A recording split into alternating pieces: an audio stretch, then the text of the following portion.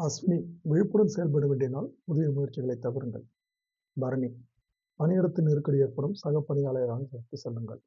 கார்த்திகை 1ஆம் பாதம், இழுபறியாக இருந்த வேலை முடியும். எதிர்பார்த்த பணம் வரும். முயற்சிகள் வெற்றியாகும். கார்த்திகை 2, 3, 4 பாதங்கள், நன்மையான நாள்.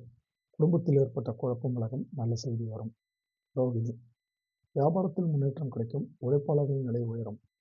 மிருகசீரிடம் 1, 2 பாதங்கள், தொழிலில் ஏற்பட்ட தடைகள் விலகும். உங்கள் செல்வாக்கு உயரும். மிருகசீரிடம் 3, 4 பாதங்கள், மகிழ்ச்சியான நாள். உடல்நிலையில் ஏற்பட்ட பாதிப்பு நீங்கும். பெரியவர்களின் ஆசை கிடைக்கும். திருவாதிரை, வியாபாரத்தில் வேலையாட்களை மாற்றுவீர்கள். நிதிநிலை உயரும். புனர்பூசம் 1, 2, 3 பாதங்கள், பிறருக்காக உங்களை மாற்றுவீர்கள். வியாபார போட்டியாளர்கள் விலகுவார்கள். உங்கள் முயற்சியால் நினைத்ததை சாதிப்பீர்கள். புனர்பூசம் 4ஆம் பாதம், உங்களுக்கு குடும்பத்தினரால் சங்கடம் உண்டாகும். கவனமாக செயல்பட வேண்டியது அவசியம்.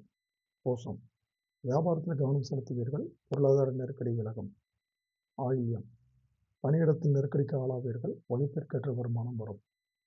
மகம், நிதானமாக செயல்பட வேண்டிய நாள். வியாபாரம் விருத்தியாகும். பணியிடத்தில் மதிப்பு உயரும். பூரம், உத்தியோகத்தில் ஏற்பட்ட நெருக்கடி நீங்கும். வரவேண்டிய பணம் வரும்.